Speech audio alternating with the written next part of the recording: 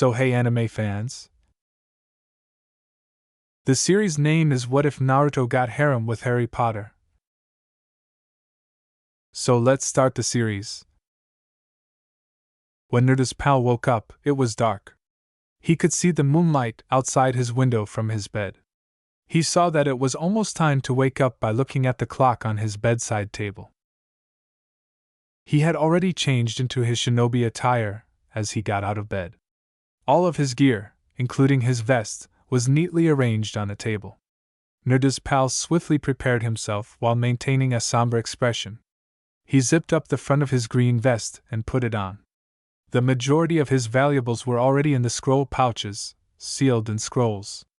He fastened the sizable pouch, which had conventional ninja equipment and basic medical supplies, to the buckle belt that was clasped behind him. He fastened two smaller pouches to each side of his waist. He then put on his robust shinobi sandals after firmly wrapping a pair of bandages over his right thigh and legs. He fastened his shuriken holster over the bandage covering his thigh. His preferred weapon, a straight tanto with a shiny silver blade, was strapped over his main pouch. It looked like nothing more than a small stick inside its sheath. He next put on his black, metal-plated gloves, which shielded his knuckles. At last, he covered his head with his bandana. A piece of metal that was sewn onto the front of the cloth bore the Leaf Village's emblem with pride. A friend of Naruto left his room while stifling a yawn. Only 3 hours had been slept. There was a light coming from downstairs. He slowly descended the stairs, feeling a little dubious, and discovered Naruto sitting glumly at the kitchen table. The youngster grinned as he glanced up at him, and his face lit up. "Ni-san!" A buddy of Naruto smiled tenderly at the youngster he had grown to love as a younger brother. Naruto rushed to embrace him tightly, and when his friend moved his hands to return the embrace, Naruto felt his heart tighten. Due to something he didn't even know or control, Naruto was shunned and alone in the village. The nine-tailed fox, a creature of pure chakra, had assaulted the settlement many years prior. A large portion of the village was destroyed, and many shinobi perished in the assault. The Nine Tails could not be killed because it was a pure chakra creature. Only when the fourth Hokage sacrificed his own life to seal it into a newborn child was it vanquished. The third Hokage, an elderly and retired Sarutobi, took over the job of the fourth after his death and enacted a regulation that prohibited anybody from ever discussing it. Unfortunately, the villagers only saw the boy's demon, despite his hope that they would be able to look past the misery the attack had inflicted. Even while they followed the law and punished those who disobeyed it harshly, they hated Naruto and mistreated him. Naturally, their kids adopted their parents' opinions, leaving Naruto alone and outcast for an unknown reason.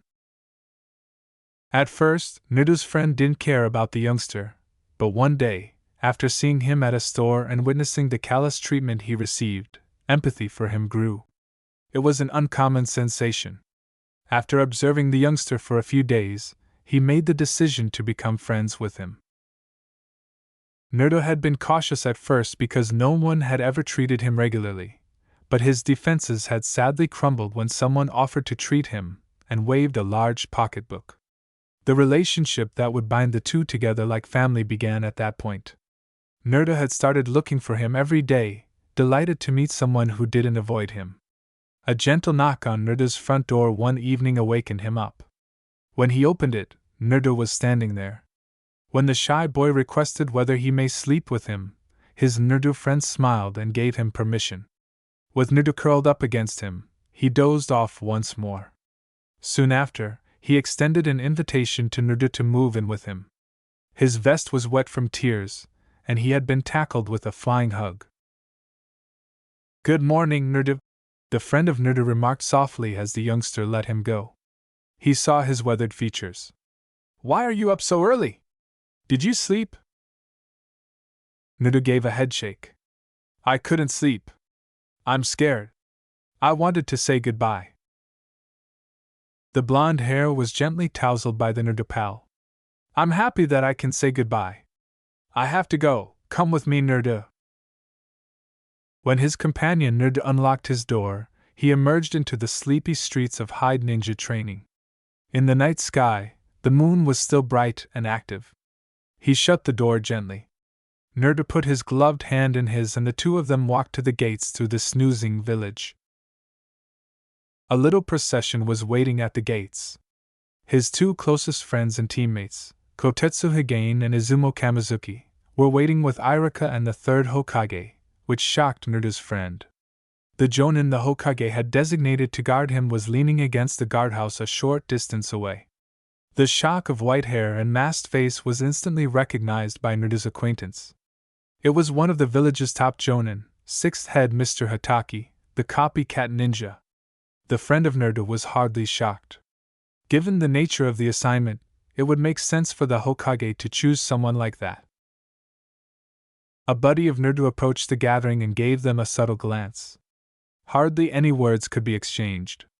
The goal was obvious. The first person to speak was Irika Yumino. With a scar over the bridge of his nose, Irika was a brown-skinned ninja in training. Despite having completed his fair share of brutal missions, he was now employed as a teacher at the academy because of his kind disposition, which was better suited to working with kids than spewing blood. "It's a long mission, Naruto friend. Come back alive.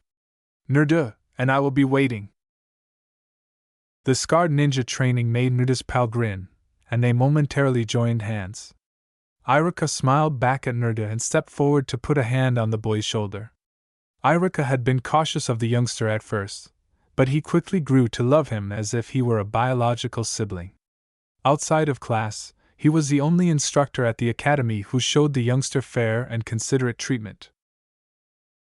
"I'll take good care of Naruto," Irika grumbled. The remarks made Naruto's friend's heart brighten. He had faith that Irika would take care of him. He was sure Irika would take care of Naruto the same way he had if he never came back. To confront the blonde boy, Naruto's companion knelt. "Goodbye, Naruto. Just wait, I'll be back in a year at least. Listen to Irika, I want to see you have graduated when I return." Naruto's eyes were wet, and despite his best efforts to contain his tears, he smiled broadly and gave a thumbs up. "I promise, Naruto friend Nissan. I will be the best ninja in the village, believe it." Naruto's friend offered him one more hug while grinning and laughing. The boy's hands clenched around his vest as Naruto's grip tightened, but he let go and got to his feet. "Lord Hokage," murmured Naruto's companion, dipping his head briefly toward the third Hokage, who was observing in silence. The old man gave him a feeble smile. "Come, Naruto friend, you have known me long enough to call me Grandpa. A squad of outside shinobi will assist you for the duration of your mission. They will be under your command. One of them will meet you upon docking." Sarutobi's tone became raspy. "Do not let the past interfere with your judgment. Your primary focus will be the mission you have been assigned, and you will fulfill it your best capabilities as a shinobi of the Leaf Village." "I understand, Lord Hokage," the Naruto companion remarked in a composed manner. He glanced at the gatehouse's overlapping shadows, where the sixth head master was relaxing. The Jonin with the white hair had not shifted. Kotetsu asked, "Ready, Naruto friend?" as Izumo gave him a hopeful gaze. My pal Naruto nodded. The group moved outside the gate once the sixth head manager eventually pushed himself away from the wall. Naruto's pal took one last look back. He observed Naruto standing next to Irika and the Hokage. The village's structures, his house, were behind them. More than a year would pass before he saw it again, if at all. He gave Naruto one final grin before turning to leave and racing down the street with his group at his sides. They continued to move quickly into the morning and throughout the day. They stayed on the road for a bit before veering off into the woodland area after many miles. Before arriving at the harbor town of Urashiki at noon, they flew quickly from tree to tree through the forest, jumping over rocks, streams, and flowing rivers. There was a lot of activity on the docks. The merchant ship's goods were being unloaded and stored next to the piers by stout laborers. A friend of Naruto's scanned the moored ships until he spotted one that was different from its wooden counterparts. That would be their cover and means of transportation. It was made of metal and ran on steam. The captain was prepared to greet them, and the gangplank was in position. "So are you the shinobi I was paid to ferry to the outside?" "We are," said a friend of Naruto. "Is everything ready?" With a hearty "Ship shape and ready," the skipper replied. "We can leave the moment you are on board." "Do so." The skipper whirled around and strode down the deck while yelling commands. After removing the gangplank, the ship was guided out of the harbor and into the open ocean, accompanied by enormous gouts of black smoke. Leaning on the side rails, Naruto's pal gazed out over the water. He was an 18-year-old boy with short dark hair that was mostly concealed by his bandana. Like mischievous kids, a few stray bangs showed through underneath. His cheekbones were high and slightly angular, and his face was smooth and lovely. His eyes were unusually harsh, and they frequently cast a contemptuous glance at anyone they came into contact with. The Third Great Ninja War had just ended when he was born. Both of his parents were shinobi. After giving birth to him, his mother left the battle. Other than the stories she would lovingly tell him every night when he was a child, he had never met his father. When he was little, his mother would frequently take him to his father's grave and stand there while shedding a few tears. Maybe this had some effect on him. When he was younger, Naruto's companion had a seriousness that is uncommon in kids his age. He announced his desire to become a shinobi, motivated by his parents. He persisted day after day, month after month, despite his mother's initial refusal. He asked other shinobi for guidance and instruction. Some offered assistance, but most just laughed at him. His mother became enraged when she saw him exercising chakra control one day, but Naruto's friend confronted her and reiterated his goal to become a shinobi. The mother and son engaged in a struggle of willpower. Mitaro reluctantly consented in the end, but it was a choice she would regret for the remainder of her little life. In order to prepare him for the academy, she started training him. He was much ahead of his class when he started at 6, and his teachers frequently complimented him. Naruto's friend was by far the best in his class by the conclusion of the year before graduation. However, his class was taking on a survival training exercise outside the hamlet on the fateful day before the graduation ceremony. No one suspected danger under the supervision of Tanaka Okido, a Jonin-level academy instructor who had been teaching his students the entire year. And when masked shinobi emerged from the forest, Okido abruptly stabbed one of the two accompanying teachers in the heart, leaving Naruto's comrade stunned. Before he engaged with the attackers, the other instructor frantically ordered him to flee. After a brief sound of metal hitting metal, he collapsed upon the plush grass and never came back up. He and his students were already debilitated by the time Naruto's companion recovered. They were transported to an unidentified facility, blindfolded, and placed in cells where they received plenty of food every day.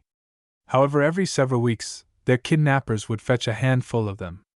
After being carried away, they were never seen again. Despite his youth, Naruto's acquaintance was well trained. He attacked his 3 kidnappers on the day they got close to his cell.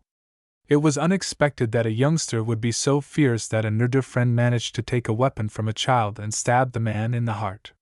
His 2 cellmates joined him right away, and the 2 of them killed the remaining guards after overwhelming them. But the base had been awakened by the noise.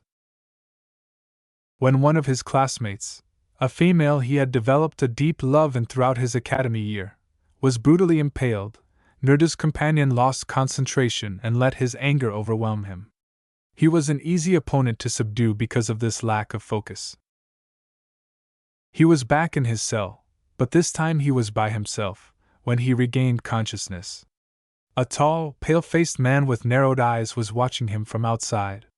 He would eventually be known to his Naruto companion as legendary Sannin the Snake Sannin. The man, a former pupil of the third Hokage, had deceived the Leaf Village in order to further his personal ambitions. He must have impressed the Sannin since he was treated well afterward, but his friends would wish he had died when they eventually came for him. Painful tests conducted by a thin-faced, sallow man named Doctor revealed the destiny of his classmates. Before the experiment stopped, the lab rats had to endure 8 months of agony. He had received an artificial lineage, and the Sannin was thrilled to have survived. His old treacherous instructor took on the responsibility of training him after legendary Sannin ordered it. Perhaps out of guilt, the man was friendly to him and treated him like a strict father. The game of deception was played by Nda's pal over the next 3 years. In order to test his devotion, he was frequently taken on missions with his captors and given horrifying tasks to perform. He didn't hesitate. He had been accustomed to living as a ninja due to his incarceration. He would need to earn their trust in order to have any hope of getting away. He was closely monitored despite his apparent allegiance, but one day 3 squads of passing leaf ninja found his hiding place and attacked. Similar to what happened 3 years ago, a Naruto friend noticed an opening during the battle and turned on his former teacher, slicing a blade through the man's body. All Okido could do was give him a regretful little smile. Before passing out, the man drew him up close and spoke softly into his ear. After looking at the body, Naruto's friend broke away to give himself up to his fellow countrymen. Though suspicious of him, the leaf shinobi consented to return him to the village as long as he was bound with seals. The village resembled what he had remembered. When he anxiously asked about his mother, the third Hokage had shot him a sad glance. A year after going missing, Matero had died of grief, leaving a letter in case he ever came back. As the village chief gave him a warm embrace, Naruto's companion broke down and sobbed bitterly. He had loved his mother as much as any child, and during his captivity, she was the only thing on his mind. His existence seemed pointless now that he had nothing left. The choice to live as a civilian or rejoin the shinobi ranks was presented to Naruto's companion after he described his experience in captivity. Since that was all he had ever known and would be beneficial, he chose the latter. It also provided him with a goal. His friend asked to be promoted to ninja training when the Hokage personally tested him and determined that he was Jonin level. However, he was allowed to accept any higher level mission without his rank. He gained a reputation as one of the village's top solo ninja trainers despite his desire for a straightforward, depressing life. Despite his brutal precision and icy, heartless manner, he finished all of his missions immaculately. Concerned about his mental health, Sarutobi chose to pair him with 2 other ninjas who were undergoing training and whom he had already told about their new teammates' background. Izumo was softer and more restrained, whereas Kotetsu was a boisterous, brazen person who frequently preferred the straight approach. Together, they set out to get their new friend to come out of his shell. Their aim was deemed successful on the day that Naruto's friend flew at them in a murderous passion after being the victim of one of Kotetsu's most disruptive pranks. As they ran from the enraged ninja training, the two gave each other high fives. Granted, their new teammate now disliked them both intensely, but that was easily overcome. Over time, Naruto's friend grew attached to the two, and they eventually became his best pals. However, some scars are too deep to heal. Even though Naruto's friend grew considerably lighter and more honest about his feelings with people he trusted, he continued to have a ruthless attitude at work. When the ship got close to the wall that separated the shinobi continent from other countries, it was evening. The Land of Fire's fleet was building a blockade, as Naruto's companion could see. There were only a few points of access to the barrier. The feudal lord in charge of each of these entrances kept a close eye on them. Everyone was baffled by the obstacle. It was claimed to have been made by the great sage of 6 paths to conceal the elemental nations, but no one knew how it operated. The entire continent was sequestered in another plane by a space-time jutsu, according to some theories, while others thought it was a huge illusion. Whatever the truth, the world outside the barrier was terrifying. It made them realize how helpless and tiny they were. The nations beyond were larger and more technologically advanced, but they completely lacked Chakra's mystic power. The hidden villages quickly infiltrated this new area like a parasite. As spies, shinobi assimilated into this new world's operations, rising from the lowest ranking employee to the most powerful politician. However, the sheer volume of personnel needed compelled them to look for allies in positions of authority with whom they could confide. These outsiders were closely monitored because it would be disastrous if information about the shinobi nations were ever exposed. Soon after establishing a presence, a new world was found. The world of magic was one that the shinobis did not find particularly weird. The shinobis and the magical society functioned similarly. They hid and coexisted with their regular peers. They performed feats similar to chakra using an unidentified energy source, but they were able to control it in ways that shinobi could not match outside of battle. The hidden villages dispatched their agents quickly after. The modern nation's already limited resources were further stretched by this. They were therefore only able to create a small presence. There were two fronts in this spy war. The outside was fairly familiar to Naruto's companion. One of the messengers for high ninja training had been robbed of important information by a missing ninja. The directive to retrieve the information and get rid of her was issued to the friend of Naruto. He followed her to a harbor town where he broke up a conversation between her and some hidden stone shinobi. The renegade Nin had fled on a ship by the time he had cleaned up the enemy. The other portion of his assignment was still unfinished, but he had the information. Get rid of the thief. At that moment, Naruto's friend boldly decided to go after her right away. Obtaining the necessary paperwork to pass across to the outside was urgent. He left a shinobi courier with the information and a note explaining his location and objective. Then, in order to get past the barrier, he located the captain of a smuggling ship. That was his first venture into the outside, and he had been able to learn the name and destination of his target's spacecraft beforehand. Throughout the 4 months of the relentless chase, Naruto's companion was on the verge of giving up multiple times. He pursued her all the way to Japan.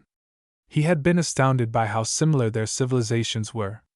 Could these individuals have traveled centuries ago from the shinobi continents?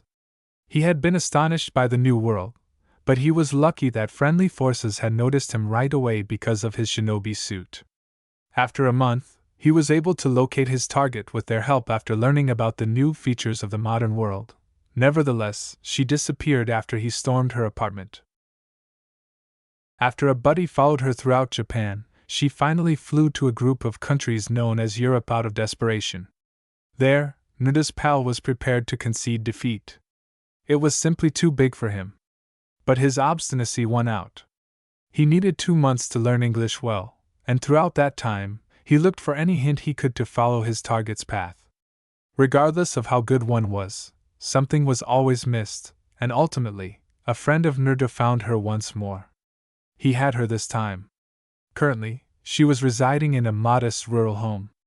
After carefully entering the homestead, Naruto's pal came to a complete stop. He wasn't looking for the young girl he discovered inside. When she let out a high-pitched scream, he sensed a presence hurrying in her direction. As his target rushed through the front door and confronted him with deadly eyes, Naruto's friend turned just in time to brace himself. With tears of anger and anguish streaming from her eyes, she yelled at him, "Why can't you leave us alone?" When she attacked again, he sidestepped and cut her wrist without responding, calmly deflecting each blow while patiently waiting for the opening that would undoubtedly arise in her agitated state. He drove his blade into her side as her weapon clanked to the ground. As he took out the blade and pointed it at her heart, he thought apathetically that it wouldn't be a deadly blow. "Leave my sister alone!" cried a small voice in his ear. The young child threw herself at Naruto's friend's waist, where she gripped frantically, and battered him with tiny fists. Her words were nearly incomprehensible as she pleaded, "Please don't kill her. Don't hurt my sister." A companion of Naruto gazed down at the small form that was fastened to him. In order to keep his target from obtaining the abandoned blade while he was distracted, he swiftly planted a foot down on it. His heart's icy strings trembled at the sight. The little girl's weeping expression and his target's belligerent one reminded Naruto's friend of their relationship. The youngster had filled the void left by his mother's death in his heart that his buddies were unable to. There was now someone he could call family. The Naruto buddy released the younger sister's fingers and withdrew, her eyes softening. The information you stole and attempted to sell to the hidden stone was to support your sister, wasn't it? After giving him a fierce look, the older sister finally gave in. My sister had a bloodline, and my village was going to kill her because of it. I couldn't let that happen, so I grabbed her, and we ran. It was chance when I came across your courier. I saw an opportunity to make the funds that would support us. After a prolonged period of silent staring, Naruto's friend sighed and laughed without humor. I chased you for 4 months in this strange world, and now I'm letting you live. This was not worth it. He pivoted and made his way towards the door. Wait! He was stopped at the doorway by the call. She was hugging her sister as he turned to look behind him. Thank you? My friend left without responding. He returned to the hidden continents and presented the Hokage with a fabricated report. The elderly man had simply laughed and chastised him for it. The Hokage had assigned an Anbu-level shinobi to follow Naruto outside, but his friend was unaware of this until now. He had been informed about the entire incident by the ninja. After blushing in shame and then straightening out of worry, Naruto's companion was reassured by the Hokage that the girl he had decided to save had been left alone. Silently listening, Sarutobi questioned him why he had spared them. He felt a kind of pride when he saw that his friend, Naruto, still maintained his humanity. He would now be venturing into a world he was not familiar with for the second time. In his vest, Naruto's friend felt the scroll that had all the information he could ever need about the wizarding realm. He turned to face his friends. Izumo was preparing their documents to present to the blockade officials while conversing with the captain. A short distance away, Kotetsu was relaxing by the rails, and at last the sixth headmaster was sitting on the deck with his nose buried in an orange book. A little grin appeared on his face. His homesickness was lessened by the presence of his 2 pals. Would this mission bring him back? He would do his best. Like his mother had done to him, he had no intention of abandoning his foster brother. They emerged into the vast ocean close to Japan and headed directly into the Atlantic towards France, where their client was waiting at the closest landing spot, the seaside city of La Rochelle, close to the capital city of Paris. The journey was finished without any fanfare. The captain's failure to stock news supplies in advance was the only thing to complain about. It took 10 days in all to get to La Rochelle after leaving the barrier.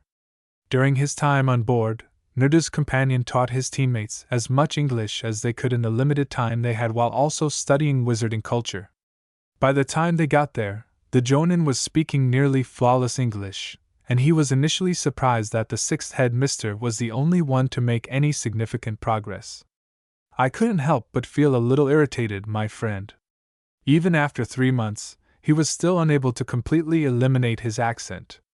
In this case, Kotetsu and Izumo spoke so eloquently that a pigeon would wince, while the sixth headmaster had perfected it in 10 days. The key to the man's skill was undoubtedly the Sharingan eye of the Uchiha clan concealed behind the tilted headband of the Jonin. As they descended the gangplank, the sun was shining brightly. My companion was happy to be moving around once more. Idleness had a terrible way of obscuring his inner self. He was among the top shinobi for missions completed in part because of this. Missions had been his only hope before he met Naruto. He was too busy with them to think. But now he had to deal with one issue. The guide was meant to meet them, but where was he?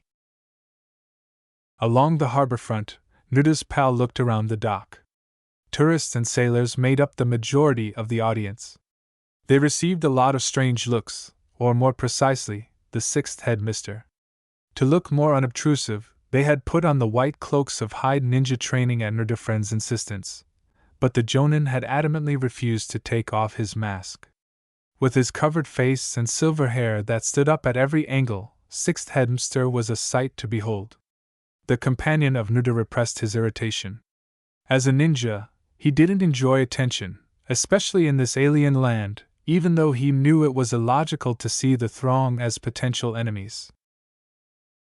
Izumo said, "So what do we do?"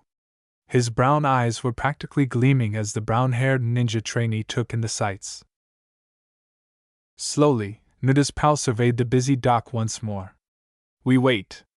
If our guide doesn't show within the hour, we will proceed on our own. I already know our destination." Kotetsu raised an almost pitiful voice and asked, "Can we get something to eat first?" His stomach growled as he waited. Izumo remembered the journey by pulling a face. What kind of captain doesn't stock his ship with fresh supplies before a voyage? Naruto's companion laughed a little. For a moment, he touched the wallet containing their mission costs. French money had previously been used to convert the funds. "Certainly. I'm hungry myself. Let's see if we can't find an eatery along this waterfront." The location they finally discovered didn't seem particularly enticing. It was essentially a room inside a dilapidated structure.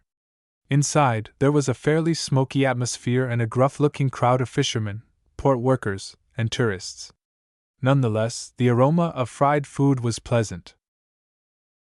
When they arrived at the crowded restaurant, Naruto's companion quickly looked around for a quiet table.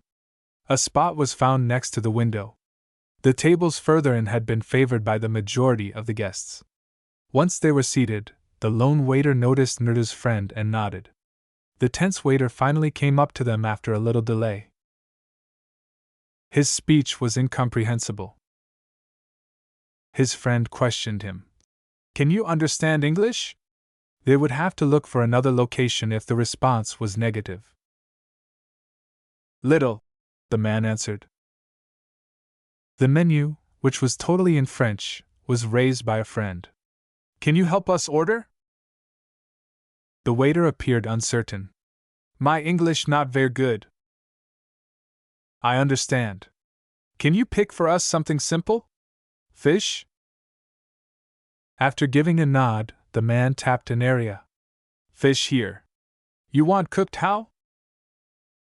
My companion replied. "Fried. Filet if possible." Curious, he gestured to the others who were observing. The only eye that was visible was peeking over the top of Sixth Headmaster's book. "For all. Do you have steamed fish?" "Oui," the waiter said, nodding firmly. "We'll take that too. Do you have vegetables?" "Small vegetable. This place seafood." The server nodded and quickly made more notes in his pad, saying, "Any vegetable is fine." Once more, a friend of mine traced a finger across the menu. "Mussels, do you have them?" The waiter said, "Oui," and gestured at the printed lines. "Today's special." "We'll order it." Another line was tapped on the paper by the waitress. "This is good shrimp soup. I recommend." My pal Naruto nodded. He motioned around the table and raised a single finger, saying, "One large serving for all." "We'll take it." The waiter quickly left after writing down the final order. "Extra bowls." With interest, Kotetsu inquired, "What did you order?" The list was duly recited by Naruto's friend. "Fish, mussels, shrimp soup, and whatever vegetables they have on hand." The spiky-haired ninja eagerly sniffed the scents that were in the air. "After that time on the boat, I can't wait for a fresh meal. Salted meat that's so tough you need a wood saw to cut it, and stale crackers you could break your teeth on are unfit for a growing shinobi like me." Kotetsu was almost salivating. A buddy of Naruto whispered, "Growing shinobi, if anything I'm the one entitled to that name," with a hint of humor. Izumo remarked, "That's not all different to back home. I expected the food to be more exotic." "It's a simple establishment," observed a friend of Naruto, leaning back to try to look unconcerned and ignore the glances they were getting. When the restaurant door opened while they were waiting, Nerda's friend turned to see. A young man with light brown hair and a pair of glasses with slightly squared lenses entered the room. Having visited the outside once, Nerda's companion could tell by his attire that he was a tourist. He was dressed in white shorts, a cream-colored shirt with short sleeves, and a basic straw hat with a wide brim. He turned his head to face them, and his emerald eyes met those of his Nerda friend. Sensing something sinister in the contact, the young ninja trainee stiffened. With a faint smile on his lips and unwavering eyes, the man started to approach him. As he gradually moved into a position that would enable him to respond swiftly in the event of an assault, Nerda's friend reasoned that he couldn't be preparing to attack in the middle of a public area. He froze at the sight of the smile spreading. Was he aware of that? Nerda's friend looked at his friends. No one seems to care. The book was still in front of the sixth headmaster's face. The Jonin was worried for nothing if he was that at ease. Nerda's pal looked back at the figure that was approaching. Are you in need of anything? As the man approached, he asked courteously, but it was obvious that the note was harsh. It was too much like a specific sannin, and the smile grew into a courteous face that nonetheless still exuded an unpleasant cunning. Nerda's friend was unable to control the slight shiver his body gave uncontrollably. Is it an NRDO friend? Together with his friends Kotetsu Higain, Izumo Kamizuki, and sixth head Mr. Hataki, Inikase is a friend of Nerda. The man's casual manner of speaking caused Nerda's friend to narrow his eyes a little. Are you our guide? Yes, I am. Call me Akita, but my name is Akita Tarako. Forename first is the norm here. Do you mind if I refer to you as my Nerda friend? The visitor hadn't even glanced at the other people at the table, his deeply veiled, jade-colored eyes still staring at him. Something clicked in Nerda friend's mind, and he now understood why his presence sparked that menacing sense. He was being scrutinized, and for a reason he couldn't pinpoint. The name the Hokage had given him of the shinobi who would meet them matched, and Nerda's companion eased somewhat on the inside. On the outside, he returned his attitude to neutrality. What prevented you from joining us at the docks? Akita answered. I just wasn't there when you landed. I followed my stomach's rumbling and went to buy some food from a cellar.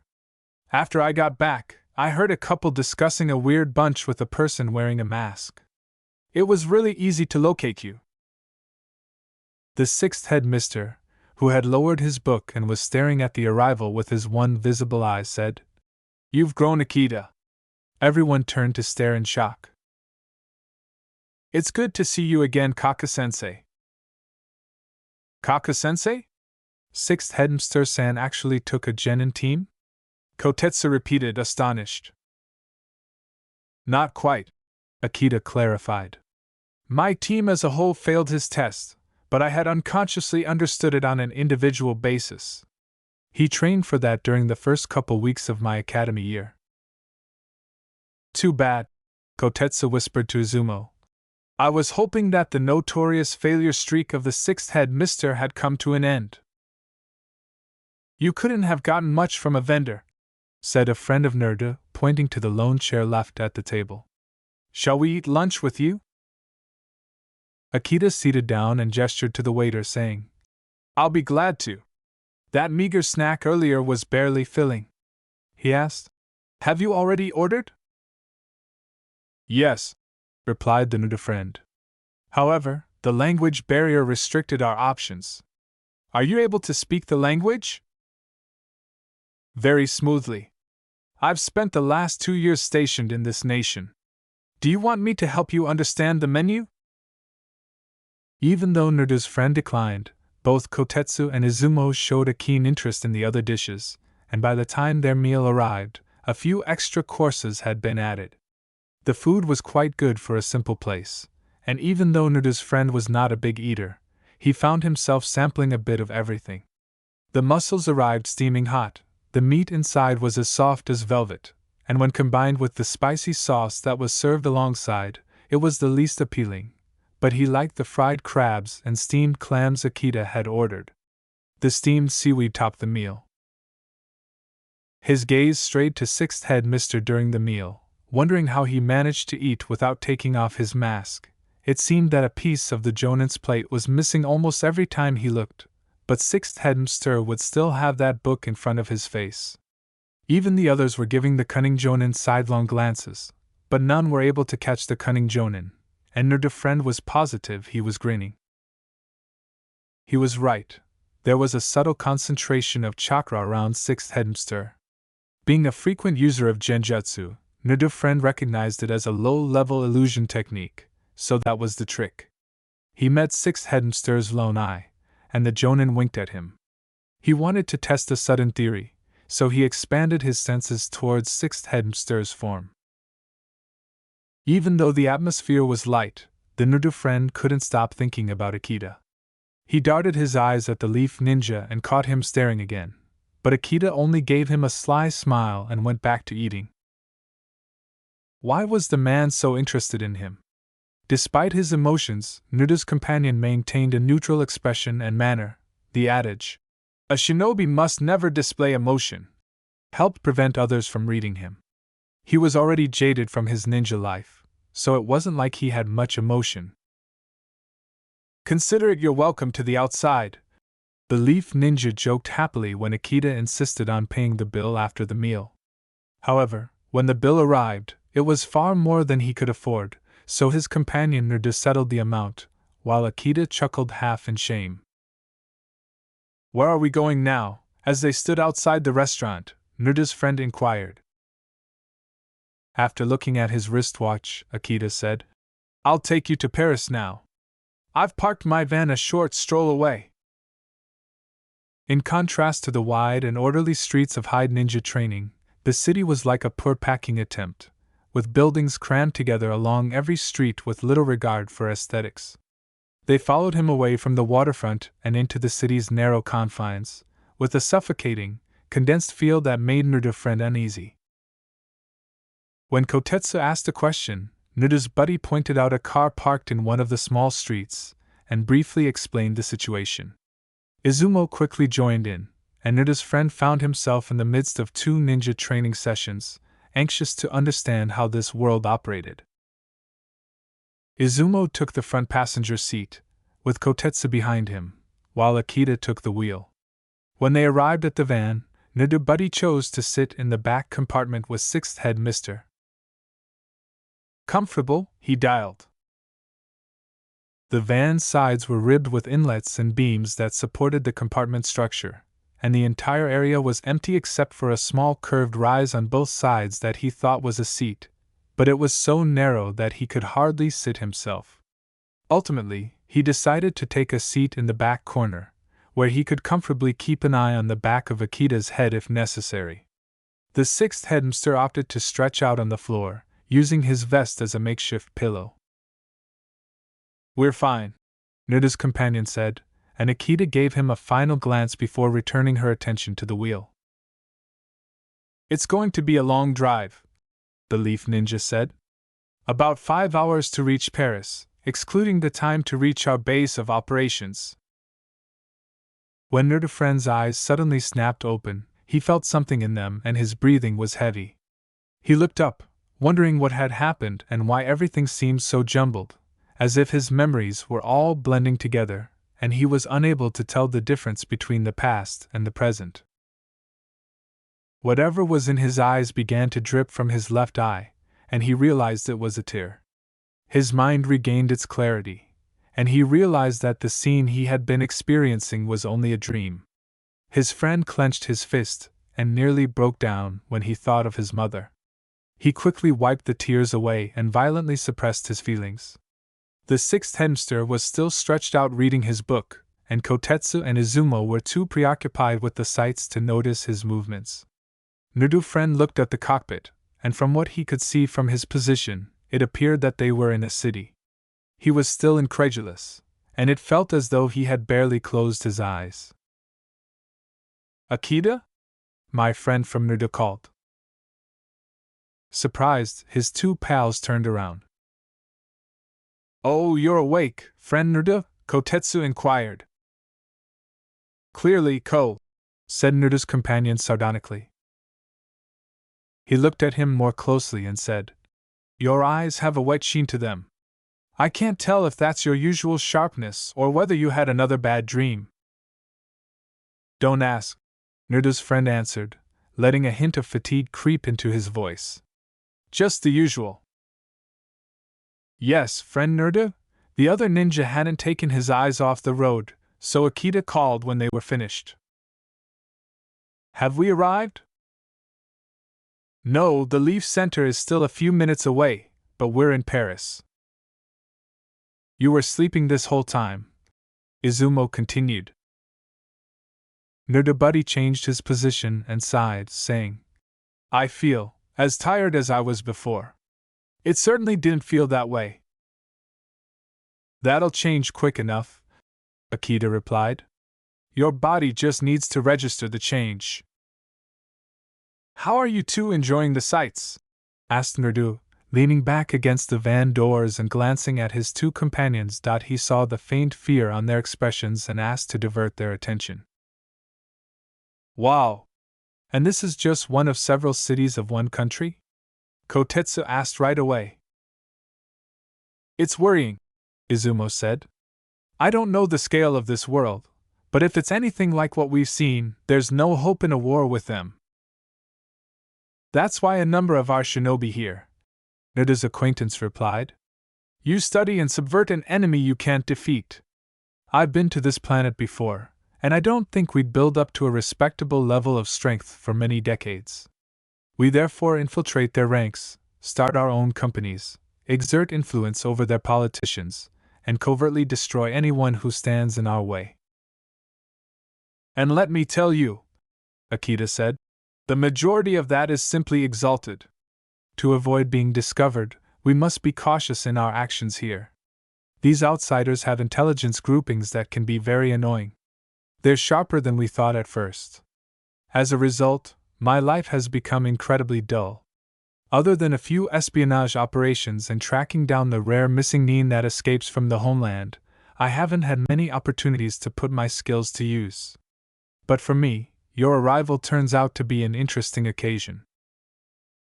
What's the reason? Despite his disapproval of the next statements, his friend requested. Akita said in a light-hearted, even snarky tone. I think you can guess. It's fine, he remarked loudly. But we're not sure legendary Sannin is even here. The atmosphere in the van appeared to collapse, and Naruto's companion felt his skin get chilly before shaking it off. He looked at his two buddies and shook his head. Your mission could end up being a year of babysitting if that's the case. It might, Akita said in a light-hearted manner.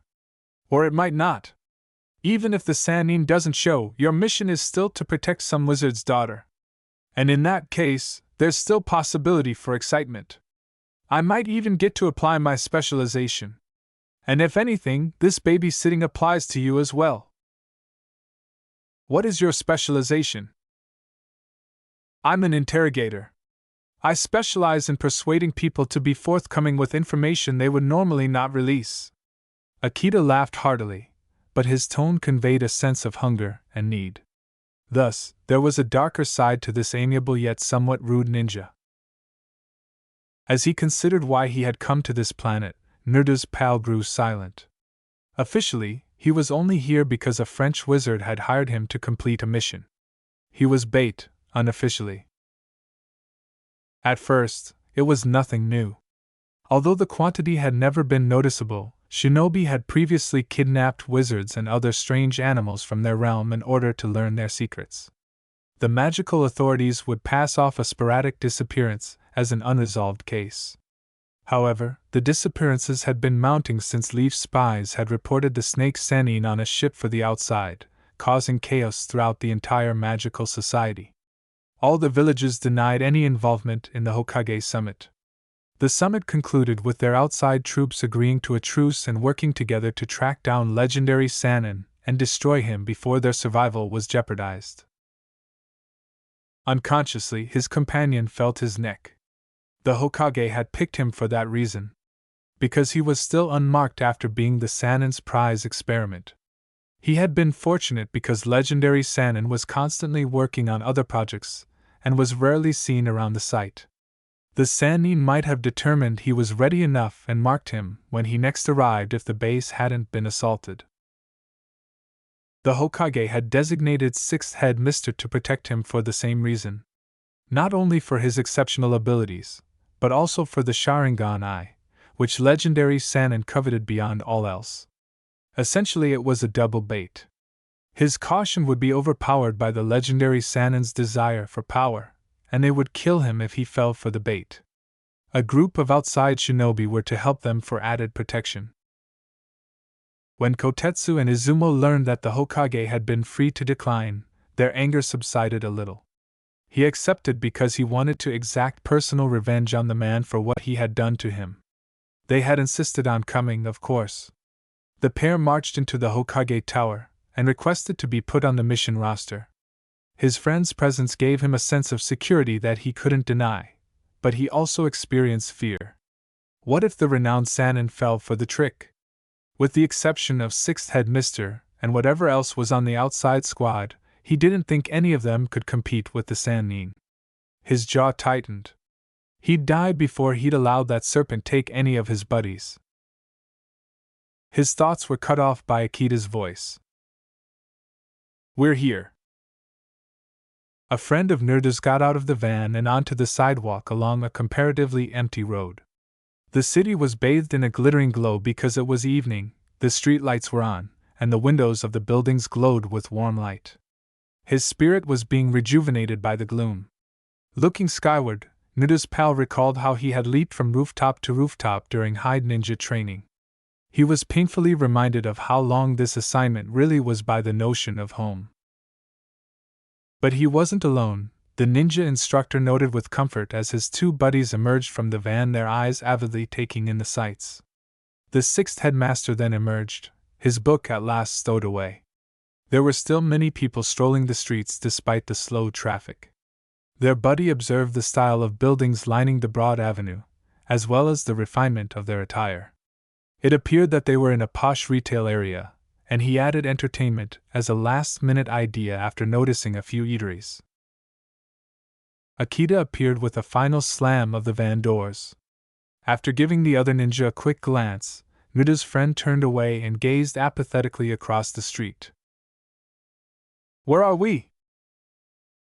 "According to Akita, where you're supposed to be, our headquarters for operations in this country is straight ahead of you." "Straight ahead?" Naruto Buddy peered across the road and blinked. He had his eyes fixed on a large restaurant. Through the arched windows ornamented with red draperies and circular teapot lanterns that hung outside, he could notice well-dressed guests enjoying their dinner and speaking amiably with each other. "A restaurant?"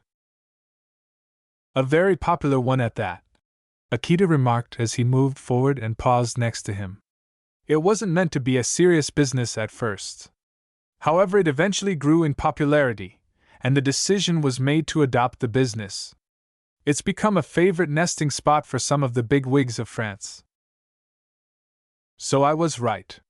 It is a pit of snakes." Akita turned and stared at Naruto's friend for a while before laughing. "You're like me in that aspect." Naruto Buddy glanced cautiously at the special jonin, sensing a gloomy note in his voice. Akita smiled as she caught his gaze. "I have my reasons to dislike officials and anything related. What about you?" "Like you, I have my reasons." Naruto's friend gave him a brief questioning gaze. "But I think they have less weight than yours." Akita gave him another smile and tilted his head as his gaze swept over his shrouded body. "You'd make a good interrogator. Have you been trained in the subject?" "Basic training. It was enough for most purposes." Excitable passion filled the Tokubetsu Jonin's eyes as a partially concealed sparkle lighted them. "I wonder, had you been an enemy that fell into my hands, how long it would take you to break? Have you any torture resistance?" Akita didn't appear to notice the glances that Naruto's teammates gave him. The young trainee ninja turned to face the other ninja. My time with legendary Sannin was enough to develop it naturally. Akita turned away, seeming contented. The Naruto friend squinted his eyes and said, If you are fantasizing over torturing me, should I be troubled? A little later, Akita laughed and said, You're a fellow leaf ninja, I wouldn't dream of harming you. Well, I would, but then torture is like a physical attraction. Just like a man would fantasize over physical intimacy with a woman he finds attractive, so does an interrogator lust over a victim that is hard to break. And I think you'd be very hard to break. Now follow me. Staring after Akita's shape, Kotetsu mumbled, How is that fellow not under watch? He seems slightly unstable, Izumo remarked, his eyes narrowing. But dash. Slightly? Kotetsu interrupted in amazement. Who tells someone you're going to be working with that you'd like to torture them? That's twisted. Izumo went on. But, as though he hadn't heard, if he's been chosen to be part of the squad that will assist us, then he must be trustworthy. Also, he was 6th Headmaster-san's student. For a brief while. The white-haired Jonin remarked. He was a child then. Several others looked at him in shock. The Jonin had been largely silent the entire time they had been with them. He could have changed. He has changed. That's comforting, Kotetsu snorted. Still, he'd have to be loose to try anything with us around, and his teammates. Wait, he is loose. What do you think, Naruto friend? Naruto's pal grinned with amusement. He stretched out to try to ruffle Kotetsu's hair like he had Naruto, hoping to elicit a response from the bold, spiky-haired ninja. To Izumo's laughter, the other ninja instantly batted his hand away with an angry huff. I have no intention of lowering my guard around anybody, friend or foe. But it's too early to worry. The mission hasn't even started. You do make an exception for us, right? Yes, Ko. You, Izumo, and Irika are the ones I fully trust. What about me? It was the 6th headmaster. Despite the Jonin's half-crinkled smile, Naruto's pal saw genuine interest in his response. I trust you as a fellow leaf ninja, and to watch my back in battle, that's all. Ma Naruto friend-kun. You're harsh. The mischievous sparkle in his eye vanished. Akita is waiting. The group turned to face the interrogator, who was standing across the street, watching them with his head tilted and a faint smirk. Yeah, Kotetsu complained. We should be moving. Don't want to keep our loose screw waiting lest he decide to screw us. That was terrible, Ko! His Naruto pal quickly informed him, squelching the man's optimistic smile. Izumo shook his head slowly and clicked his tongue. They looked down the street in both directions before crossing to where Akita was waiting. With an amusing sneer, the Jonin interrogator inquired, Have you been talking behind my back? I couldn't notice those dark looks. Of course not, replied a friend of Naruto. We wouldn't dream of doing so. Akita continued to smile and gave him 2 shoulder pats before passing. Through a side door, the Jonin interrogator escorted them into the eatery. As they passed the busy kitchen on their way down a hallway, Naruto's friend asked, Are the staff here our own? Akita said, Yes. It brings far less questions on who are all these people that keep entering the place. Akita led them into a small compartment after they emerged into a wide hallway that, based on the sound of people, appeared to be pretty near to the dining area. A secret switch appeared at his touch. The compartment rumbled abruptly when it was pressed, and the shinobi felt it descend. The Jonin interrogator said, Welcome to our headquarters in France. As the elevator came to a stop and the doors opened. You'll find the size a bit overwhelming compared to the amount of personnel about. We're a bit understaffed here, and a lot of the shinobi you'll meet are only here to collect missions or deliver reports. In fact, compared to the small amount of personal space, the room on the opposite side appeared much larger. The space resembled the Hokage Tower's mission center. Around the crescent table, a number of shinobi dressed in gray fatigues were going through piles of paper. 3 other shinobi were working at laptops at workstations in a glass-enclosed area a short distance away. Everything appeared bare, dead, and nearly silent. The door ahead on the other side of the room leads to a hallway that connects to our archive center, armory, and interrogation room. Akita went on. To the left is our resting lounge. That door on the far right leads to the personal quarters. This is a very dreary atmosphere, a friend of Naruto said as she observed the surroundings. That's how it is. We can't afford the extra manpower. Our forces are already spread thin trying to keep pace with this world.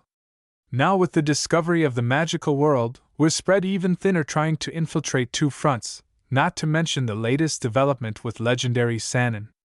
We're trying to compensate by adopting young orphans, and training them in our ways. The thought caused Naruto's companion to grimace slightly. That could pose a problem. These children won't have the same loyalty ingrained in them than if they were born in the village. That's why we take the very young ones. They're much easier to mold. We also never reveal the existence of our homeland to them. The only other option is to request more forces from home, but we can't leave the village weak. At least these new frontiers are keeping the peace between the villages, for now anyway. We have too many of our shinobi on the outside for any village to afford a war. And if we're discovered here, it's over for all of us, so mutual cooperation is required. It won't last, said Thurdo's companion. There will always be forces at play looking to bring about conflict. Like legendary Sannin? The Jonin with the naive expression was given a gloomy glance by the Naruto companion. The lounge, which was much more sparse than the main room, was where Akita led them. One of the few nearby tables was occupied by a single person. His friend recognized him right away.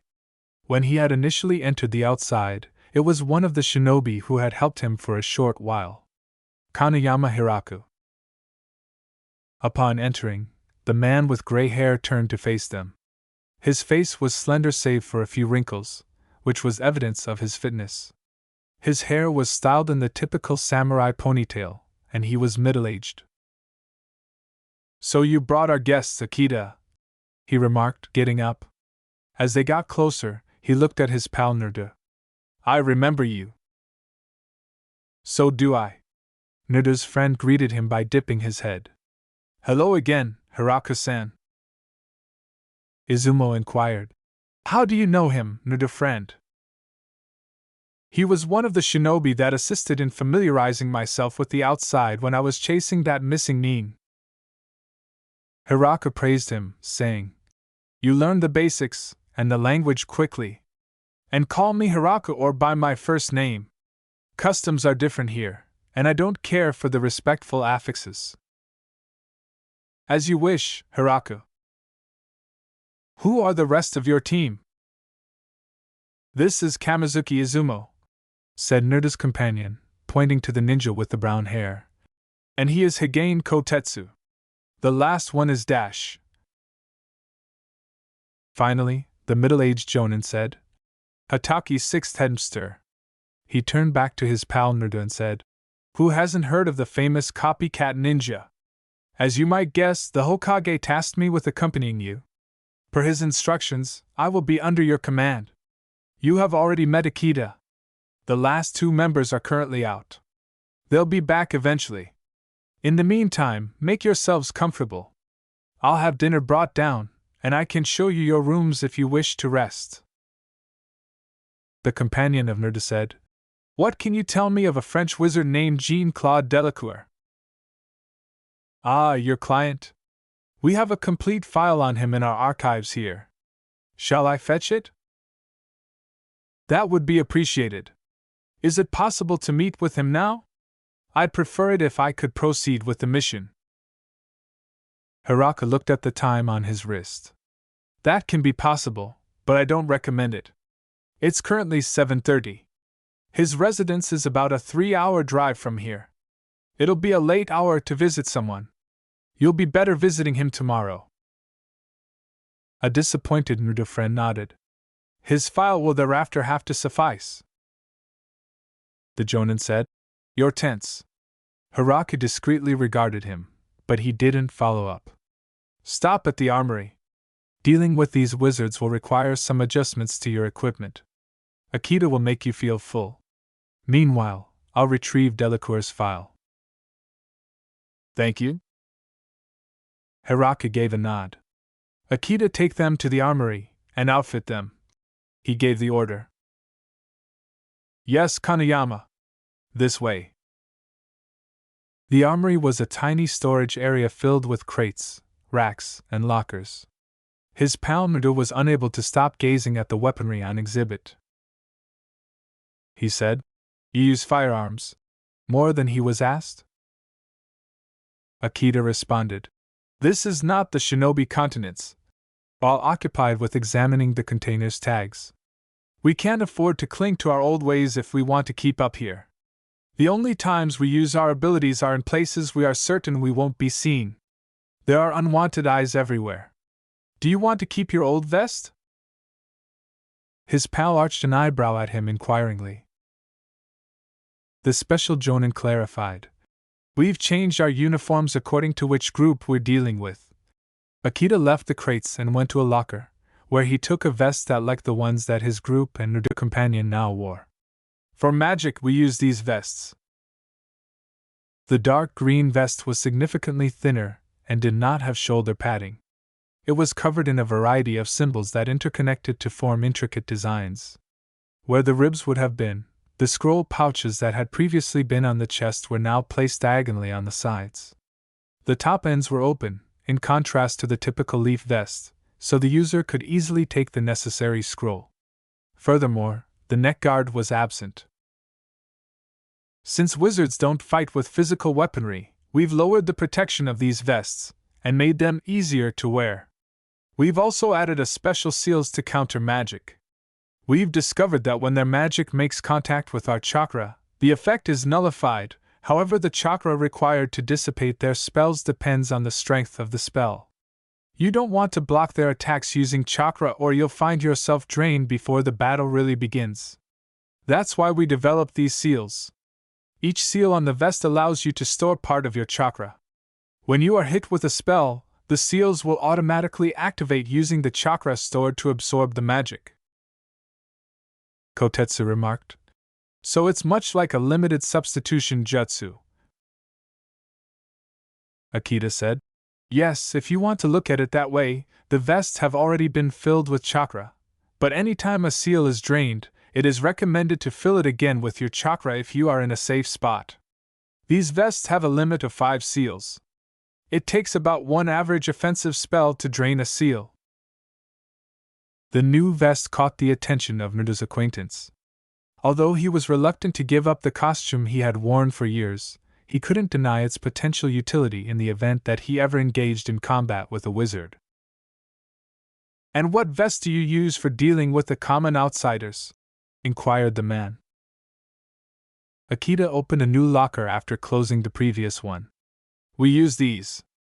We've modified the so-called Kevlar vests used by outsiders, and adapted the material into our own design. Once more, the vest was the traditional leaf green. It was devoid of the usual neck guards and the additional shoulder padding, just like its magical cousin. It had no compartments and was considerably thinner. The new vest was felt by the Naruto friend. This looks too thin to protect against blades. Kevlar is surprisingly resilient, but you are right. Against any clean slash or thrust, the vest is useless, but it's suitable against small blades and firearms. Remember, we don't fight using our old methods here. We wear it under our clothes for most operations. Our clothes also have protective fibers interwoven in the cloth. Now this dash, Akita removed the third vest, is what we wear for the combat-heavy missions. The third vest looked the closest to the typical leaf one. There was a wide variety of pouches on the vest, and the neckguard was back. We use this vest for missions that have a high risk of firefights. The many pouches allow us to carry ammunition, and the thick Kevlar design protects us from bullets. Now, if you want to keep your design, I can create the seals on your vest, but it will take at least an hour, and I won't be able to fill them all with chakra. That's fine, a buddy of Naruto stated. I have plenty of time to fill it with my own chakra. Akita said. You'll have to use a lot. Filling up one seal takes about a quarter of your chakra. With a nod, the Naruto friend removed his vest.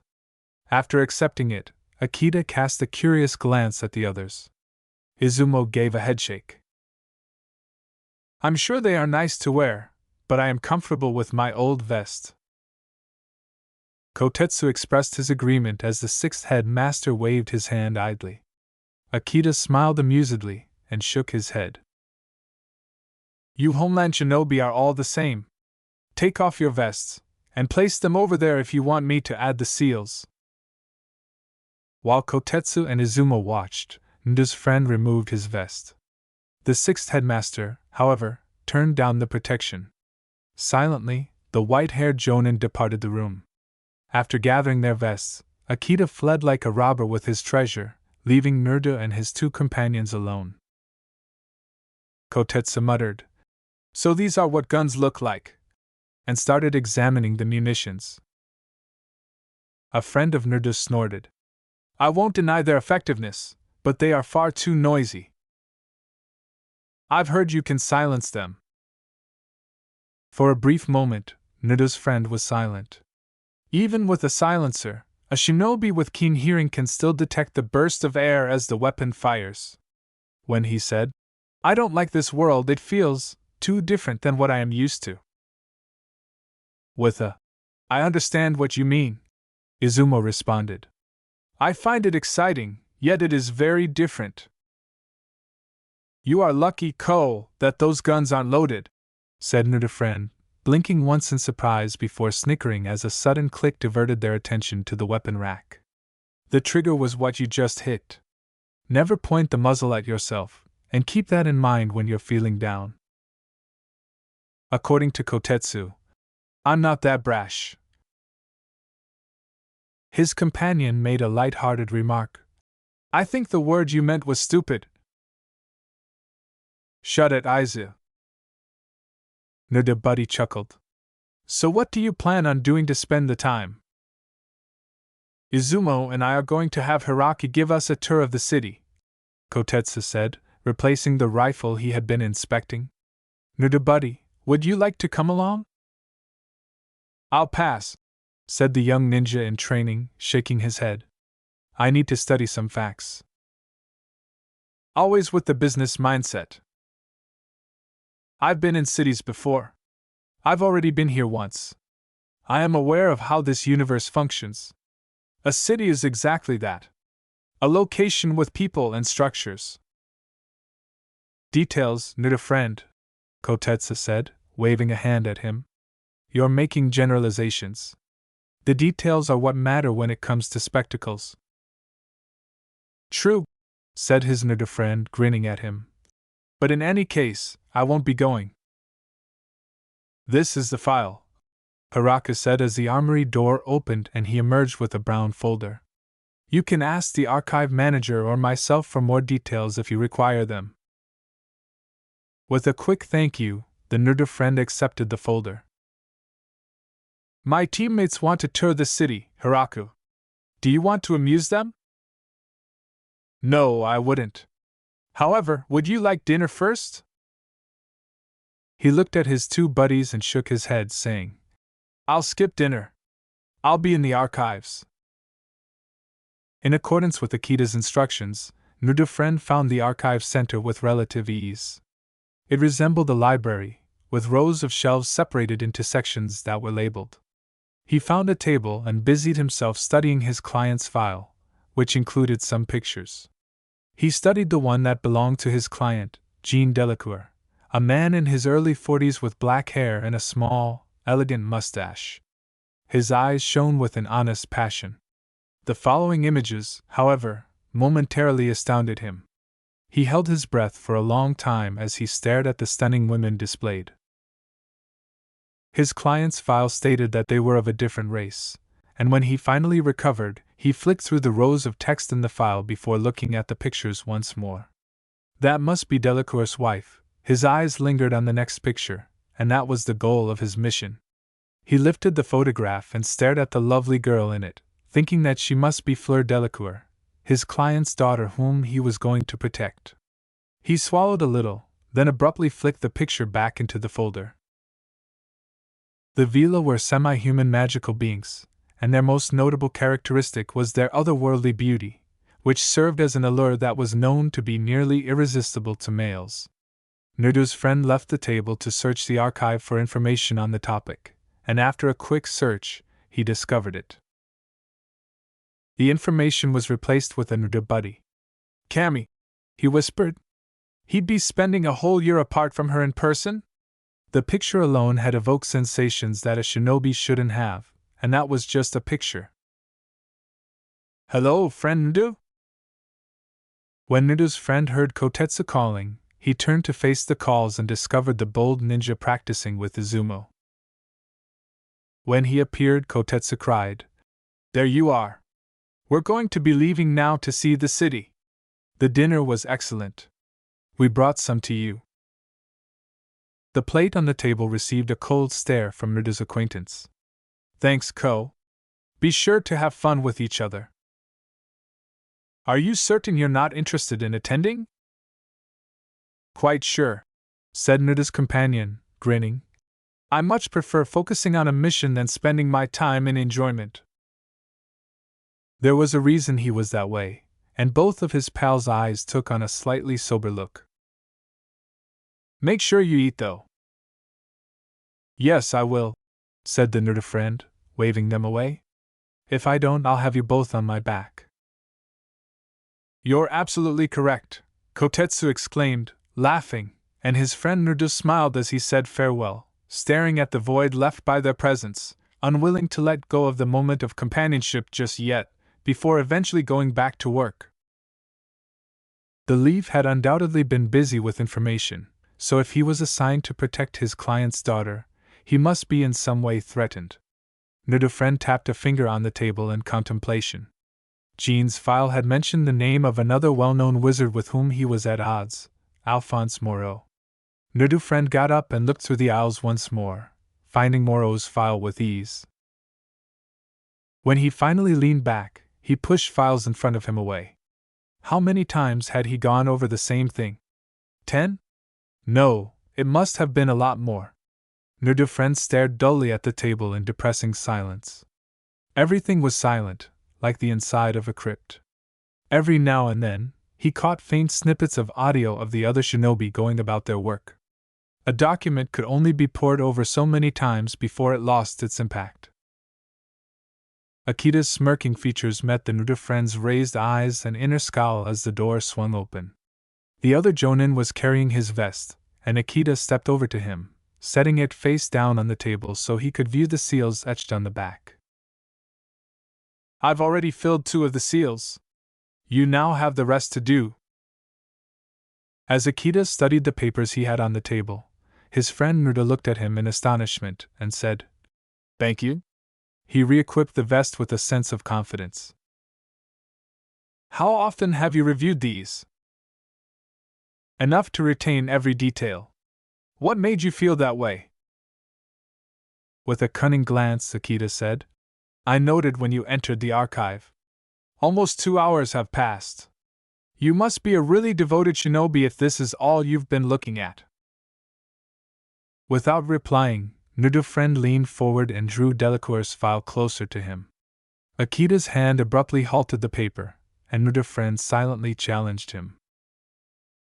"Why not visit Delacour's estate instead of searching a well that is empty in vain for water that does not exist? I'd be more than pleased if it wouldn't be past midnight when we arrive." "But that doesn't matter, does it, as long as you have something to do?" Akita said with a smile. It's either sit there in the hopes of an antidote that has already run its course or find another one, said Nerda's companion, staring at him in silence. Should I prepare the van? Akita left the room without waiting for an answer, and Nerda's friend frowned and slumped back in his seat. Was he really that easy to read, or was it just that the other had years of experience in the matter?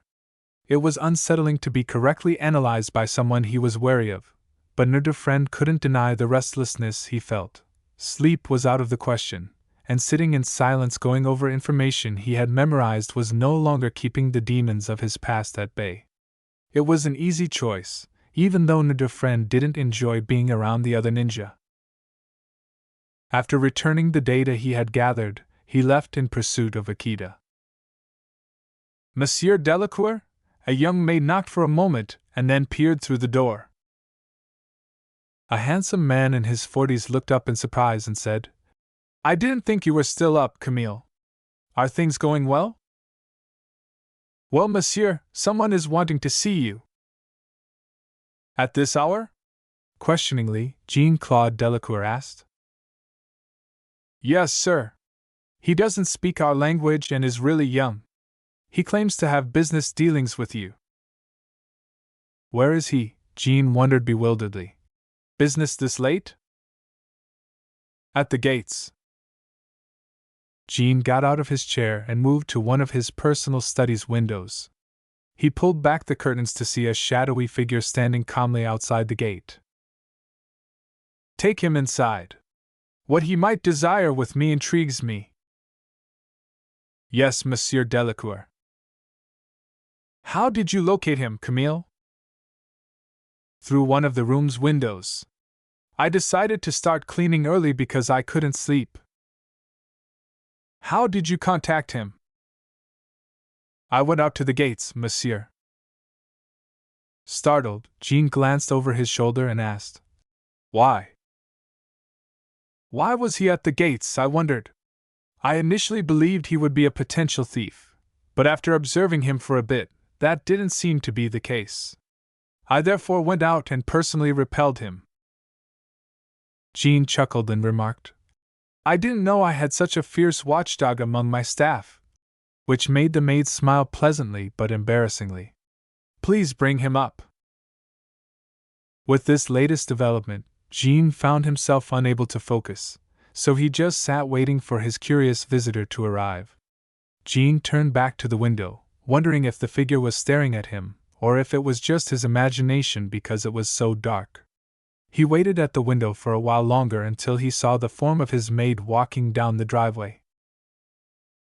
When his door knocked again, he said, Come in, and Jean stood to welcome him with a warm grin on his tired face as the door opened and Camille's voice could be heard guiding his unidentified visitor inside.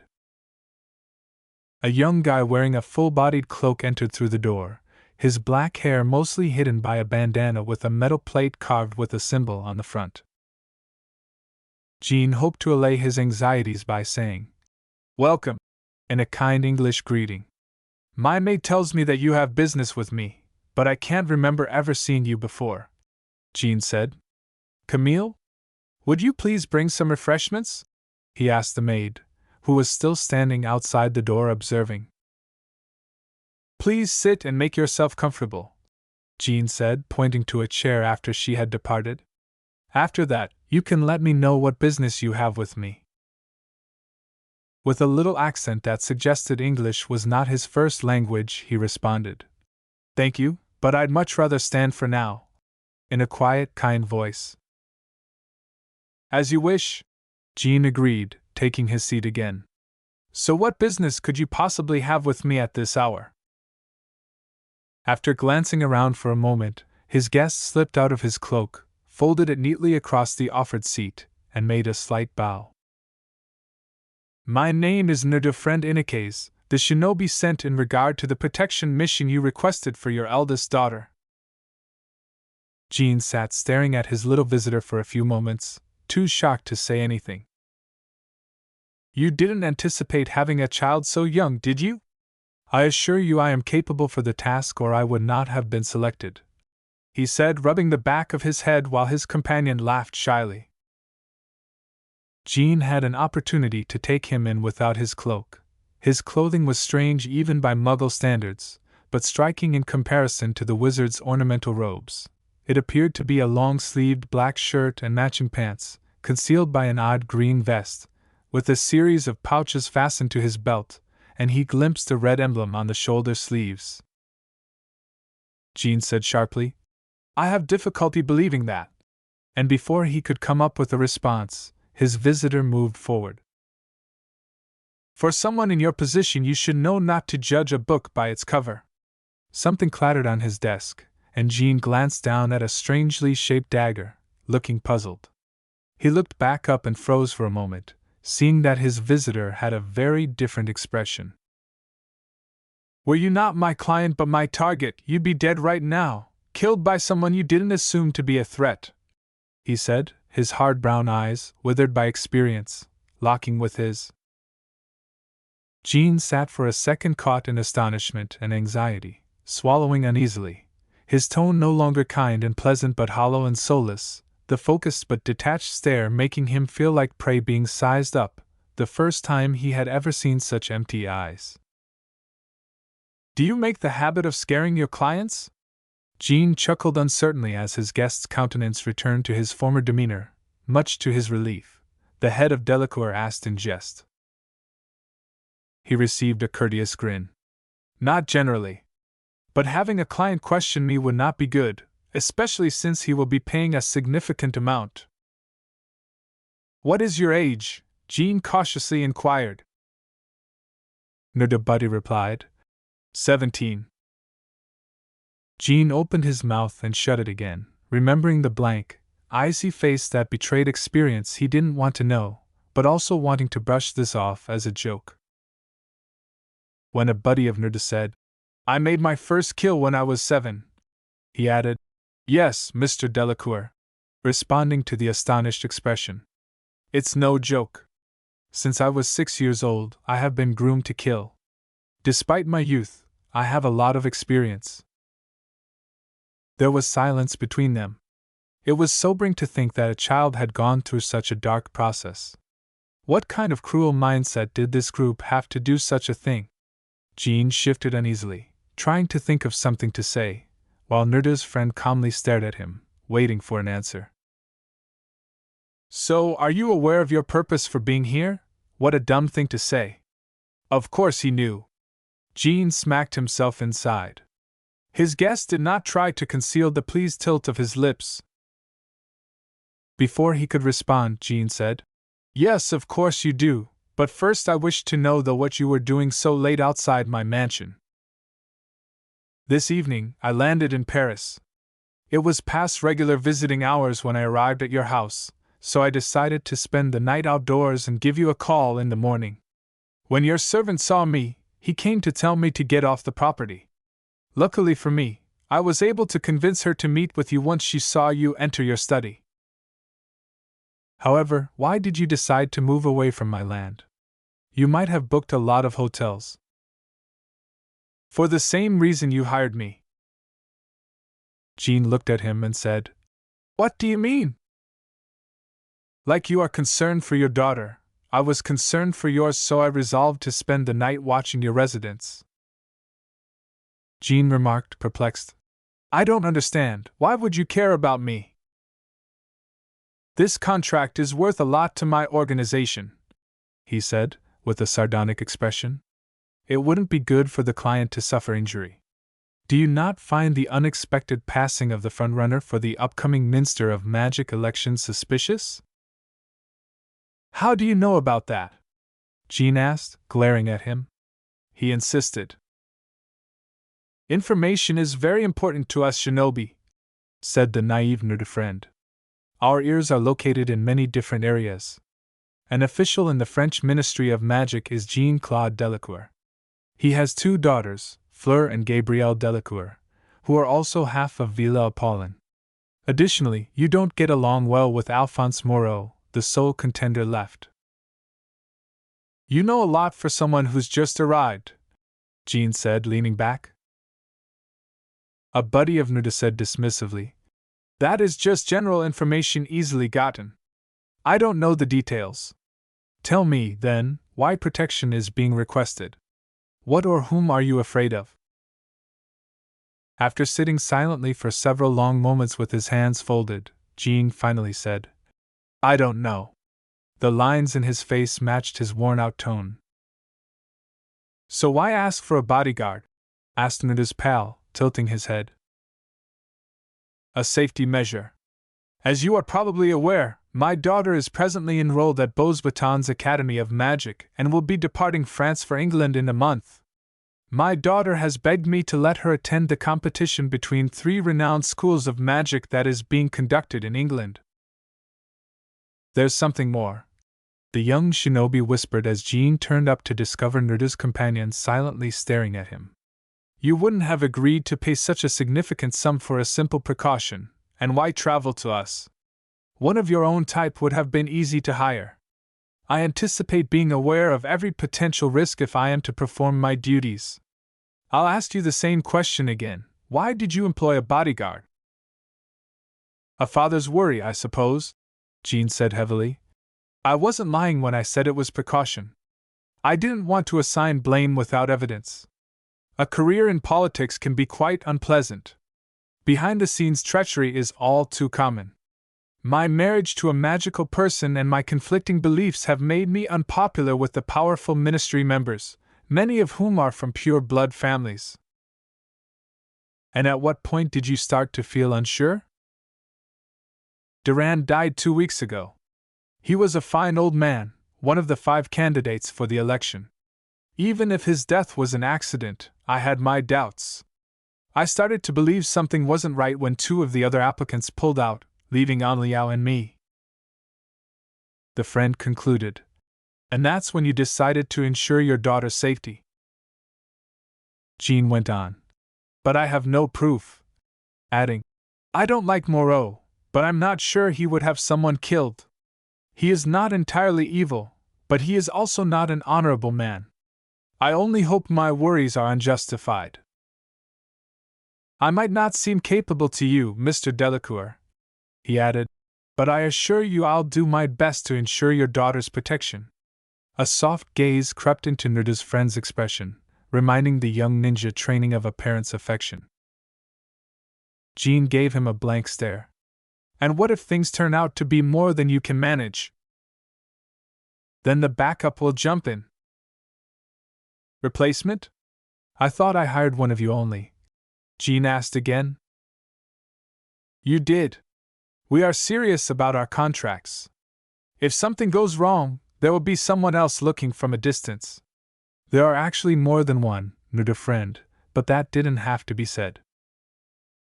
Jean's expression brightened. So I get a secret bonus when I recruit one. Hearing that makes me feel better. Now that Fleur is gone, I can sleep more easily. Then there was another knock on the door, and both of them turned to face it as Camille came in with a tray of half-cut sandwiches, glasses of milk, and some candies. Jean grinned and added, Thank you. I didn't anticipate eating so richly for a midnight snack. Camille smiled approvingly and corrected, It's past 1, before heading out. Time had actually gone by without his knowledge. So it is, Jean said somewhat inquisitively. Please help yourself, he said to his friend Nerdu, who was looking at the tray. Thank you. He removed the glove from his left hand, and Jean saw the quick but deliberate movements as he inspected the food before biting into it. Are you not familiar with what we serve? Jean asked in jest. You could say that, replied Nudabuddy, bringing the sandwich to his lips and using the opportunity to sniff it. Although the odds were slim, one could not be too cautious. Feeling satisfied that everything was fine, he bit into the food with a covert smirk. So, what exactly is a shinobi? After a brief period of relaxation, Jean questioned.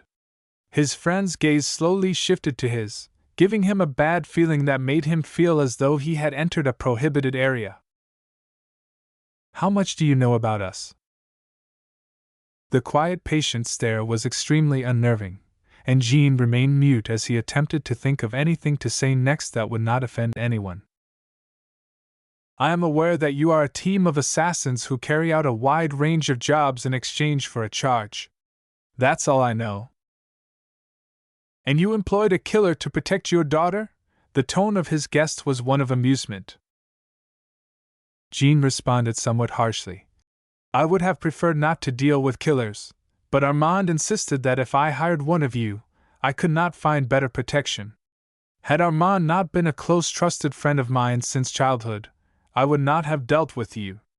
I had to have faith in him because he wouldn't reveal anything more. A friend of Naruto's slowly rolled a cookie between his fingers and said, You must have made a huge leap. I assume that you have accepted the pact that all wizards who work with us are required to sign, which is to keep your family from knowing about the agony of death.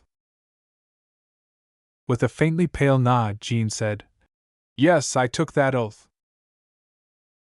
You don't need to know anything else about us. But I will admit that we possess skills akin to those of magic. In fact, you would believe it to be magic if you saw it. You mean you're not wizards? Jean questioned in a slightly disbelieving tone. Don't judge a book by its cover, he said softly, his friend's visage darkening. Let me show you. He set down the cookie and extended his hand over the tray with his palm facing upward. Jean looked down in bewilderment, and as he was about to look back up, he noticed a long, deep cut across his guest's palm. He stared in morbid wonder and confusion at the pure pinkish flesh exposed on the insides of the tear, and then before his eyes, the valley of pink turned red as blood started to pool out of the flesh. In a matter of seconds, the liquid filled the cut and started to overflow and dripped onto the tray. Oh my God! Jean's mind was still processing what he had seen when he exclaimed, almost leaping out of his chair in horror. It was the speed at which his guest had done it, not simply the fact that he had calmly almost chopped his own hand in two. After a few seconds, the dagger that had been resting on his desk was now in his guest's other hand, and not even his own body had noticed the wound and allowed the blood to flow. After replacing his kunai, Naruto's companion used his teeth to remove his other glove while keeping his damaged hand over the tray to prevent blood from spilling elsewhere. He had little experience with medical ninjutsu, and bare hands made it easier for him to direct the energy. He felt the energy that started to pool around his good hand take a calming flow as he silently murmured the signs and concentrated on it. When his hand started to glow green, he hovered it over his injured hand and felt the pain gradually go away as his veins and flesh started to mend themselves. It took around a minute for the severe incision to heal completely. He stretched his mended hand beneath his client's stunned eyes. Not even a scar was present. That was a healing technique, Naruto's companion remarked, acting as though nothing had occurred. So you see we aren't what you term muggles. So fast, Jean said once he was well. I wasn't even certain you had moved. The sight of the blood splattered over the food made him feel sick to his stomach. It had been a deep cut. His glass was also a victim. Clouds of scarlet were spreading throughout the milk, and crimson trails ran down the edges. As he put his gloves back on, Naruto's companion went on. We have an enhanced sense of danger due to our profession. We have the skills to combat the danger. And we have the fighting experience to succeed. I don't see why an assassin can't accomplish the role of a bodyguard as proficiently as anyone else. I'll say it again. If my peers hadn't thought I was capable of such a task, I would not have been sent. The sum you agreed to pay for the successful completion of this mission is no small amount. Do you think we would jeopardize it? Jean said. No, I suppose not. You've convinced me enough for now. My God, did you feel nothing when you cut your hand? I'm used to pain, was the succinct response, but the tone conveyed tales Jean felt were better kept to herself. Jean got up and looked ruefully at the tray. He had lost all appetite, even if some of the meal had remained intact. We can talk again in the morning. It is getting too late. I have a meeting in the ministry in the morning and I need to prepare.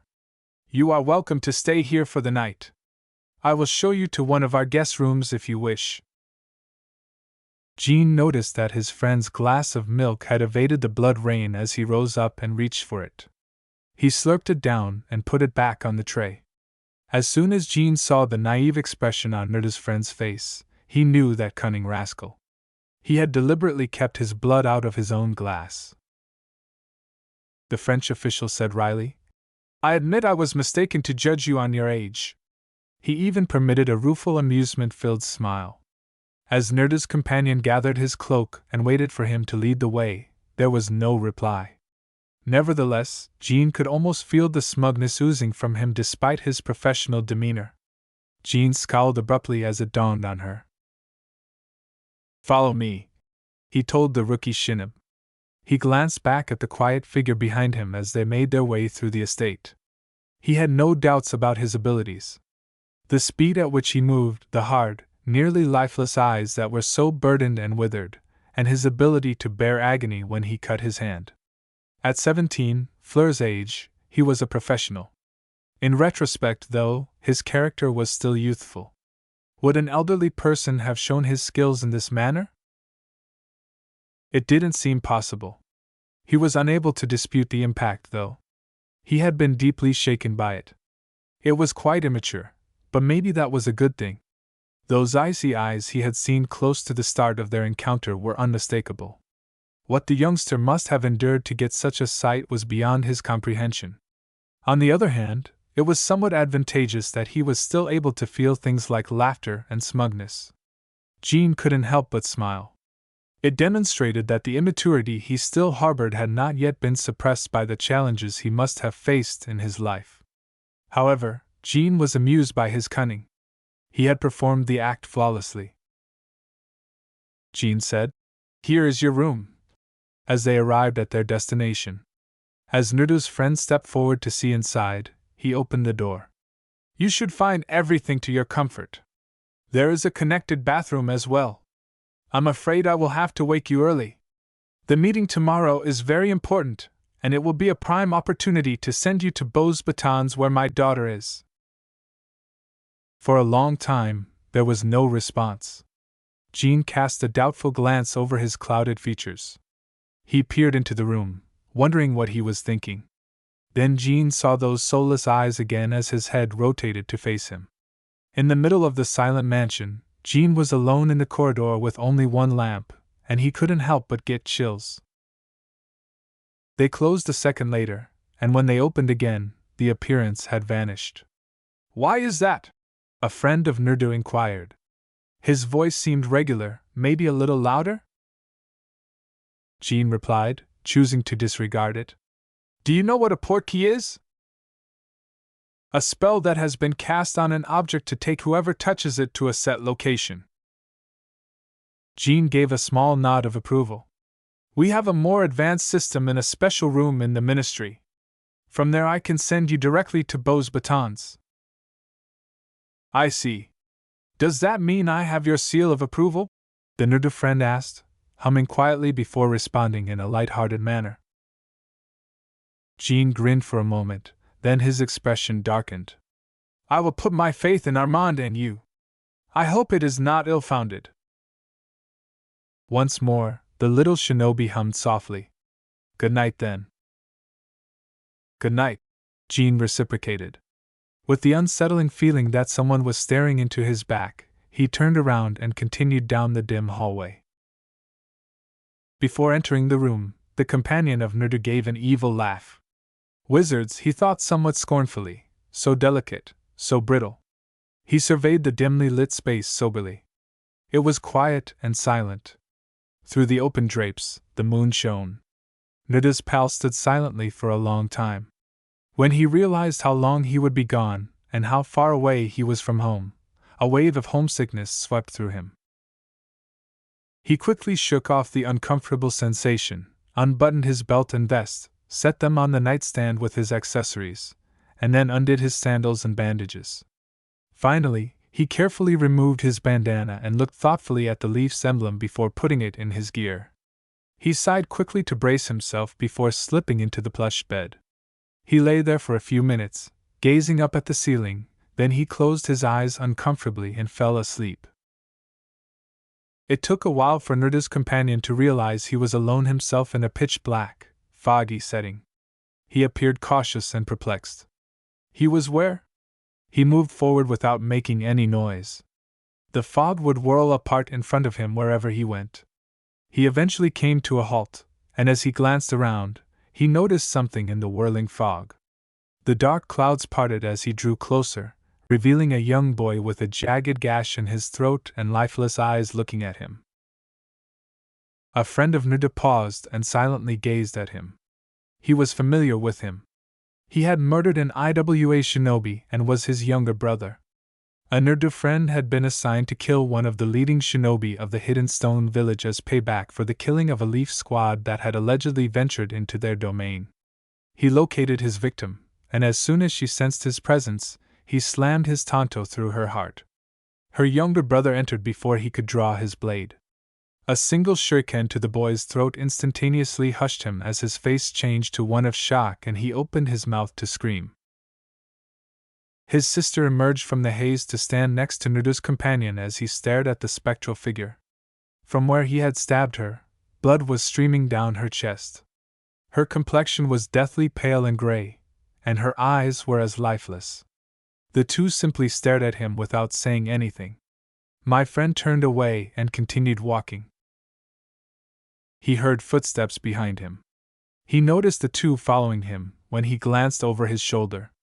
Then he heard footsteps everywhere and saw the bodies of the people he had killed, too many to count, silent, pale, gray, and bloodied, staring at him with numb lips and dead eyes. His companion Nuda sped up as fear began to seep into him. His former victims did the same. He eventually started running. They were hammering after him, and he could hear the thunderous rumbling behind them. Ahead came the silhouette of a house. He halted in bewilderment as he approached. It was his home. Glancing back, he rushed inside and slammed the door. With haste, he locked it and stood motionless, panting. He was suddenly aware of how much smaller his hands were. He examined himself bewildered. Once more, he was a youngster. "Nuda friend, is that you?" "Mother?" exclaimed Nuda's acquaintance. A frown creased his forehead. What had worried him so much? From what had he been fleeing? The radiance of the illuminated mansion was warm and inviting. When his friend from Nuda joyfully entered the kitchen, he was disappointed to see that dinner had not yet been prepared. He heard his mother call once more, saying, "I'm upstairs, Nuda friend." A friend of Nuda strayed up the well-known stairs and entered his mother's chamber. His mother was lying on the bed. Although she appeared somewhat ill, her face brightened as he arrived. She extended her arms to embrace him, and all of a sudden, her pal started crying. Why? As he sprinted over to embrace her, he thought about it. Her arms were protectively wrapped about him as he buried his face in her warm bosom. He experienced excruciating anguish and grief for no apparent reason. His mother whispered, My little sure, what's wrong? Did you have a bad day at school?" My pal was unable to respond. His anguish was so tight in his throat. As he held his mother close, the tears simply came. "Tell me what's wrong, dear." The Nuda friend froze. His mother's voice wasn't that. His entire existence was filled with dread. When he attempted to lash back, the arms violently grabbed hold of him. When Nuda's friend looked up to see the face of legendary Sannin, he let out a hissing laugh. The Sannin grinned and murmured, "You're mine now," as his head shot forward and Nuda's friend felt his teeth dig into his neck. His heart felt like it might burst as his eyes sprung open and his pal Nuda jumped out of bed. As he whirled around the room, a hand shot to his throat. The face of the legendary Sannin was glaring at him from all sides. The image vanished after a few seconds as his mind reacted to reality, leaving him sweating and freezing, with one hand on his neck and the other gripping a kunai. In a hoarse voice, Nuda's companion said, "Kyuso!" Anger, fear, and grief all came together. The final scenes of the dream came back to him, making him run quickly to the restroom. He quickly checked his neck in the mirror over the sink after turning on the light. There was absolutely no mark. In his rage, he almost broke the mirror. In a rough whisper, he yelled, Why? Damn that snake to all hell! A victim of the unexpected surge of emotions, Naruto's friend clutched the sides of the sink before letting go and falling to the floor, where he sat hunched over and started sobbing for his mother, his life, his regrets. His companion didn't know how long he sat there. He only knew that his eyes were stinging and absolutely dry. Not a single tear resisted. He felt nothing inside, except a heavy sense of fatigue and emptiness. He got up slowly and looked into the mirror. His eyes appeared as dead as the ones he had dreamed. Tear traces were smeared across his worn cheeks. His eyes appeared to have been bleeding, and they were puffy.